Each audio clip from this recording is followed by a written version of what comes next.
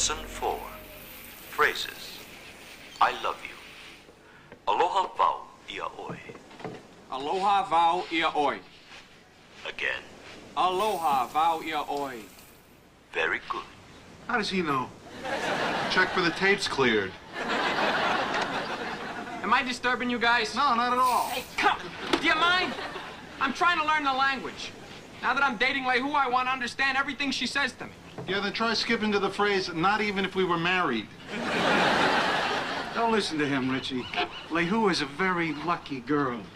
There's not a lot of guys that go that far out of their way to try to relate to a woman.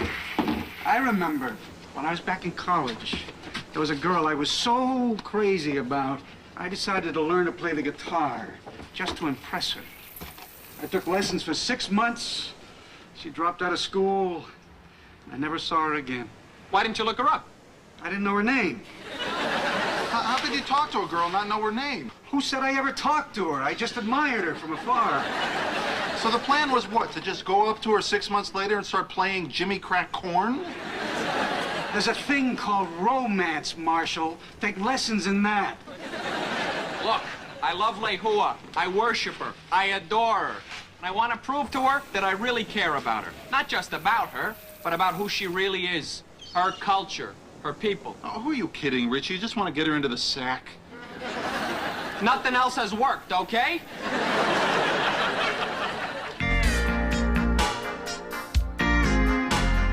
Night and you, Hawaii. The night is heavenly, and you are heaven to me. Dreams come true in blue Hawaii, and my good all come true. This magic night of nights with you.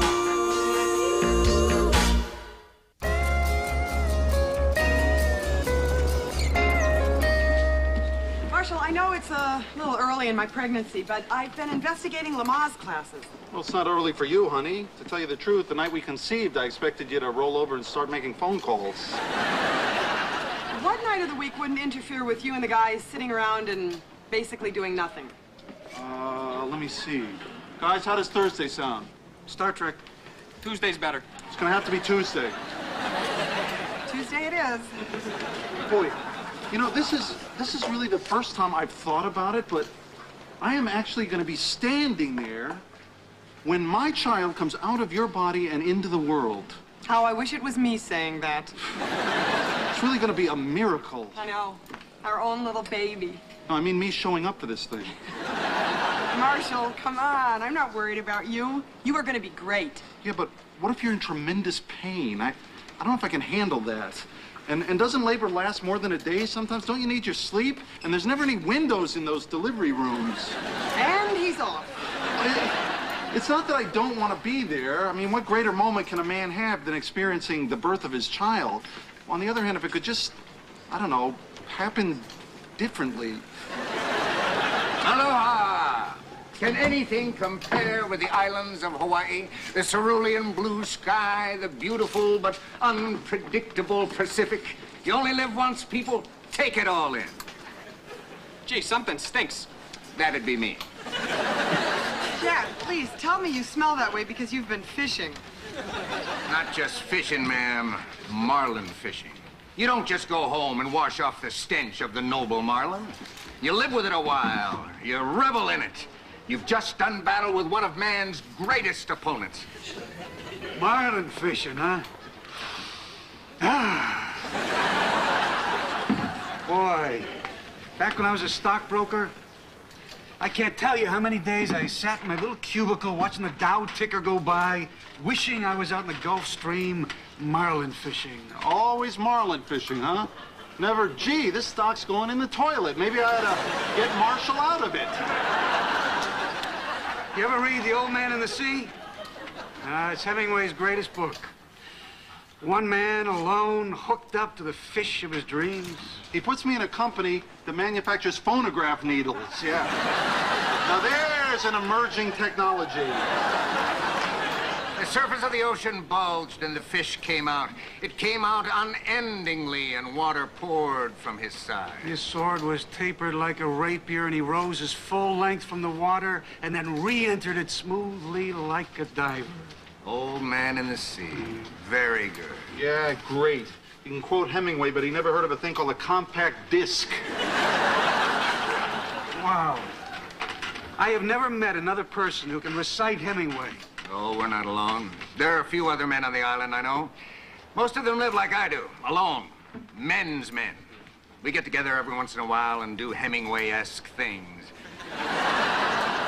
Drink hard, pick an occasional fight, go one-on-one unarmed with a wild boar. Would you like to meet some of these kindred souls? No, not really. Well, you're welcome to come out on the briny with me, young big wave Dave. During the season, I work as first mate on the best charter out of Koala Basin. It's skippered by an old pal of mine, Captain Wally Nolan. You'd have a great time. Bring along some of your friends. Help cut down on the cost. Cool. Guys, what do you think? E hale I loco o ko u lole vavae. You have a house in your pants? No. I meant to say, I want to come along. I'm learning the language. Yeah. I didn't think you were making that claim. Hey, Jack, how much would that cost per person? Well, let's see. You, and you.